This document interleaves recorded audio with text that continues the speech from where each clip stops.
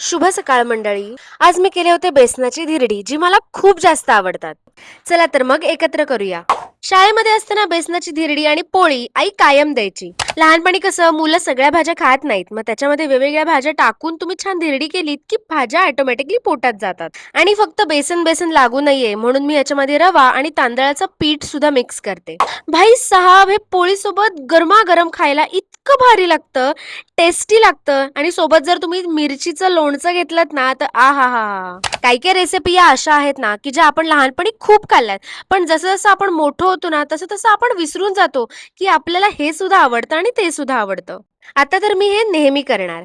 आज संध्याकाळी बाहेर जायचं म्हणून आम्ही दुकान लवकर बंद केलं होतं आणि एक छोटंसं काम होतं, त्यासाठी आम्ही दोघंजण बाहेर निघालो. आम्हाला घेऊन यायचे होते 10 किलो गहू आणि प्लस ते गहू दळायला पण टाकायचे होते. मला वाटलं अभिषेकराव कार घेतील, पण आमच्या अभिषेकरावांनी टू व्हीलरवरती मला नेलं.